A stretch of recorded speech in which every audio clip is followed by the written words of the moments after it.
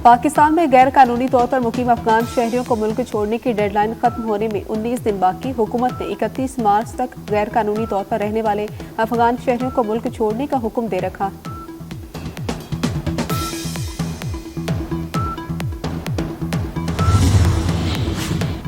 फौजी अदालतों में सिविलियंस के ट्रायल का केस सुप्रीम कोर्ट के आईनी बेंच में आज फिर समाअत होगी। जस्टिस अमीनुद्दीन की सरबराही में 7 रुकनी आईनी बेंच 11:30 बजे समाअत करेगा। वजारत दिफा के वकील ख्वाजा हारिस जवाबुल जवाब में दलाइल जारी रखेंगे।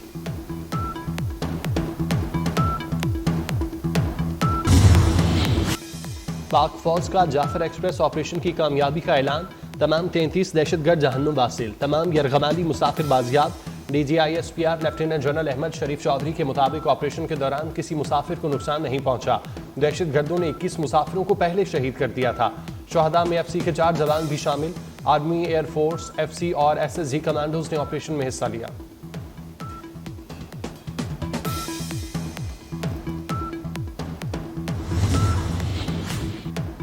तर्जुमान पाक फौज लेफ्टिनेंट जनरल अहमद शरीफ चौधरी का कहना है कि जाफर एक्सप्रेस पर हमले के बाद गेम के रूल्स तब्दील हो गए। दहशतगर्दों के अफगानिस्तान में राबते थे। दहशतगर्दों को किसी सूरत कदम जमाने नहीं देंगे।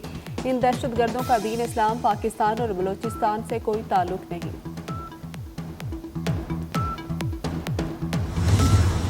जाफर एक्सप्रेस ऑपरेशन कामयाब, तमाम मुसाफिर बाहिफाजत बाजियाब। ऑपरेशन में इंतहाई महारत और एहतियात का मुजाहिरा किया गया। दहशतगर्दों में खुदकुश बमबार भी शामिल थे। दहशतगर्दों ने खवातीन और बच्चों को बतौर इंसानी ढाल इस्तेमाल किया। पाक फौज के जवानों ने अपनी महारत से खुदकुश बमबारों को फटने का मौका नहीं दिया। दहशतगर्दों ने यरगमाल मुसाफिरों को मुख्तलिफ टोलियों में तकसीम कर रखा था।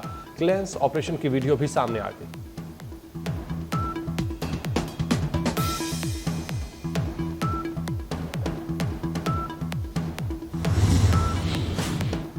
वज़ीर आज़म शहबाज शरीफ कहते हैं बुज़दिलाना कार्रवाइयाँ पाकिस्तान का अमन सबूताज नहीं कर सकती। कौम इस घिनौने फेल पर गमजदा है। शहबाज शरीफ आज कोयटा का एक रोज़ा दौरा करेंगे।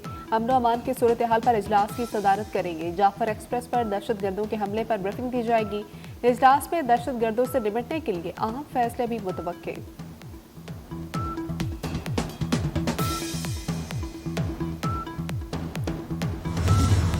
दहशतगर्दी के नासूर के खात्मे का वक्त आ गया। दहशतगर्द धरती का बोझ हैं। वजीर दाखिला मोहसिन नकवी का दहशतगर्दों और उनके सहूलतकारों से आनी हाथों से निमटने का आज़म। जाफर एक्सप्रेस के मुसाफिरों को बाजियाब कराने पर फोर्सेस को खराज तहसीन पेश किया। मोहसिन नकवी ने FC के 4 शहीद जवानों को ज़बरदस्त अल्फाज में खराज अकीदत पेश किया। वजीर दाखिला का शुहदा के खानदानों से दिली हमदर्दी का इजहार।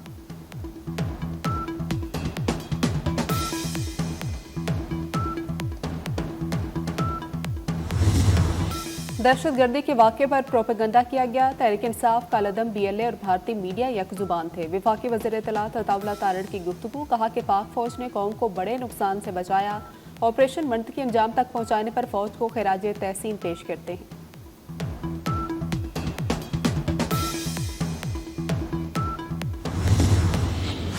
बलोचिस्तान में सख्त फैसले नागुज़ीर हैं। हर कन्फ्यूजन से निकलकर जंग लड़ना होगी। सहूलतकारों के खिलाफ भी भरपूर कार्रवाई होगी। वज़ीर आला सरफराज भुट्टी का बलोचिस्तान असम्बली में खिताब। कहा रियासत बंदूक उठाने वालों का खात्मा करेगी। दहशतगर्दों को नहीं छोड़ेंगे।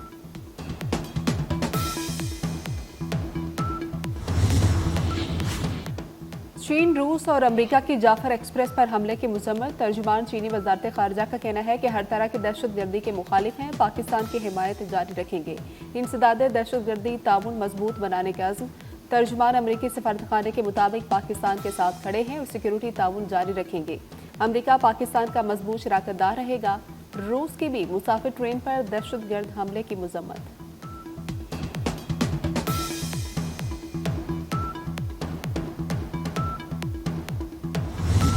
बलूचिस्तान में जाफर एक्सप्रेस पर दहशतगर्दों का हमला। भारतीय मीडिया सफ़ेद झूठ और बेबुनियाद प्रोपेगेंडा फैलाने में मसरूफ। बगैर तस्दीक मालूमात फैलाना भारतीय मीडिया का पुराना वतीरा है। भारतीय मीडिया ने जाफर एक्सप्रेस पर हमले की खबर BLA के सोशल मीडिया अकाउंट से दी। भारतीय मीडिया AI से बनी वीडियोज़ और तस्वीर का सहारा लेकर प्रोपेगेंडा कर रहा है। जाली वीडियो भारतीय और PTI सोशल मीडिया अकाउंट्स पर जारी की गई जो 2022 की हैं।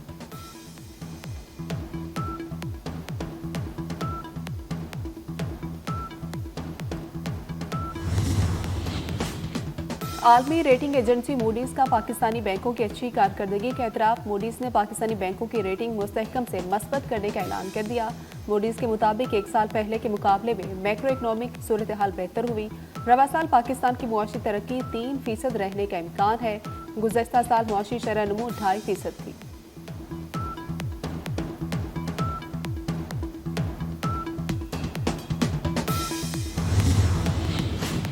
वज़ीर आला सिंध मुराद अली शाह ने हुकूमत की एक साला कारकर्दगी रिपोर्ट पेश कर दी। कहते हैं एक साल में बहुत से अवामी मंसूबे शुरू किए, ज़राअत, सेहत और इंफ्रास्ट्रक्चर पर काम किए। एक साल में 196 नई रोड्स की स्कीमें दी। 14 लाख मरीजों का NICVD में इलाज किया गया। सोलर यूनिट्स और किसानों में हारी कार्ड्स तकसीम किए गए। कोशिश की है कि गवर्नेंस में डिजिटलाइजेशन लाई जाए। एक साल में जो कुछ कर सकते थे वो किया।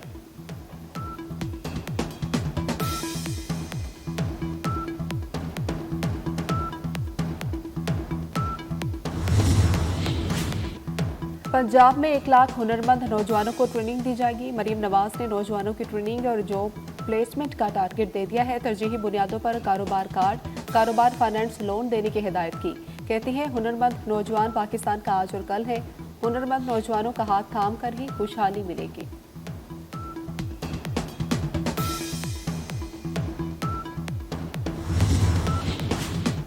वफाकी वज़ीर एहसन इकबाल की मुशीर ख़जाना KP के साथ प्रेस कॉन्फ्रेंस। एहसन इकबाल ने कहा, हमारे सियासी एड्रेस अलग हैं लेकिन डाकखाना एक है। कोशिश करेंगे मुल्क कशीदगी की तरफ न जाए। मुजम्मिल असलम ने कहा, वज़ीर आला और एहसन इकबाल का बकाया जात का मसला आगे बढ़ाने पर इत्तेफाक हुआ।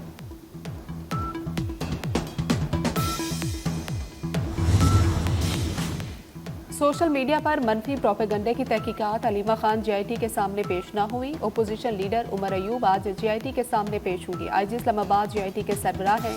बैरिस्टर गौहर, रऊफ हसन, सलमान अकरम राजा समेत दीगर रहनुमा पेश हो चुके।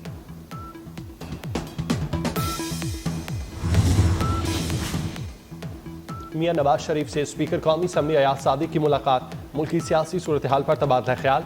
नवाज शरीफ ने अयाज सादिक के पार्लिमानी किरदार को सराहा। पार्लियामेंट के मुश्तरका इजलास के इनेकाद पर स्पीकर को मुबारकबाद भी दी।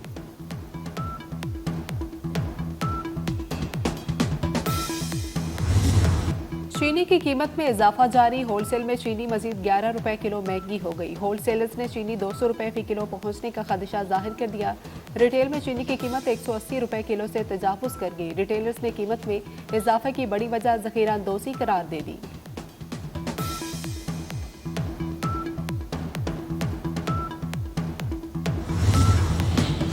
कम सिन बच्चों के साथ बदसलूकी के वाकयात की रोकथाम।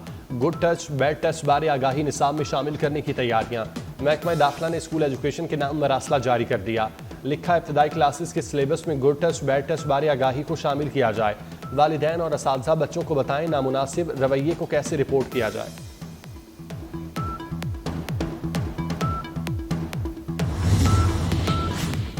पंजाब में भीख मंगवाना नाकाबिले जमानत जुर्म करार। भीख मंगवाने वाले को 3 साल कैद, 3 लाख जुर्माने की सजाएं होंगी। बच्चों से भीख मंगवाने वाले सरगना को 5 से 7 साल कैद, 7 लाख तक जुर्माना होगा।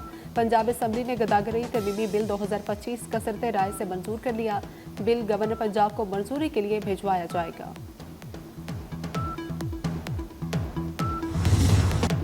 यूक्रेन जंगबंदी का फैसला मॉस्को करेगा। यूक्रेन की रजामंदी की खबरों पर रूस का रद्द-ए-अमल। रूसी वजारत खारजा का कहना है यूक्रेन तनाज़े पर मॉस्को अपने फैसले खुद लेगा। यूक्रेन पर अहम खबरें अमेरिका या यूक्रेन से नहीं बल्कि मॉस्को से आएंगी।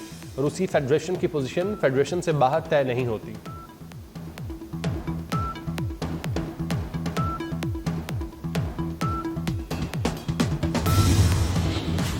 अमेरिका में स्टील और एल्युमिनियम दरामदात पर 25% टैरिफ आयद कर दिया गया। 25% टैरिफ से सबसे ज्यादा कनाडा मुतासिर होगा। यूरोप का अमरीकी मसनूआत पर टैक्स लगाने का ऐलान। बरतानवी वज़ीर तिजारत जोनाथन रेनॉल्ड कहते हैं कि अमरीकी टैरिफ से मायूसी हुई, अपने कारोबारी मफादात के लिए अमरीका से राबता रखेंगे।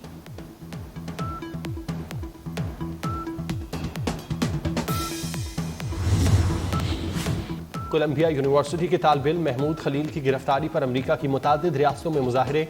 न्यूयॉर्क यूनिवर्सिटी और सिटी यूनिवर्सिटी के तलबा का एहतजाज। यूनिवर्सिटी ऑफ कैलिफोर्निया, बर्कले और लॉस एंजल्स में भी मुजाहरा। पुलिस के साथ झड़पें, मुतादिद मुजाहिरीन गिरफ्तार। अमरीका की वफाकी अदालत ने महमूद खलील की जबरी बेदखली रोक दी।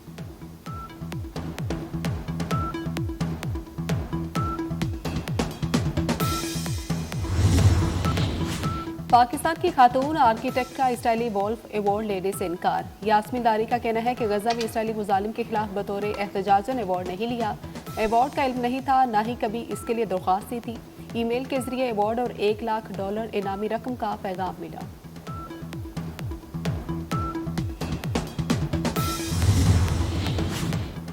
पाकिस्तान क्रिकेट टीम लाहौर से न्यूजीलैंड रवाना। टीम बरास्ता दुबई न्यूजीलैंड पहुंचेगी।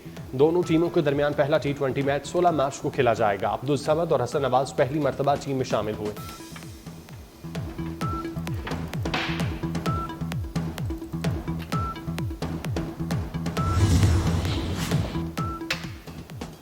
आईसीसी ने वनडे प्लेयर्स रैंकिंग जारी कर दी। भारत के शुभमन गिल का पहला नंबर, पाकिस्तान के बाबर आजम की दूसरी पोजीशन बरकरार।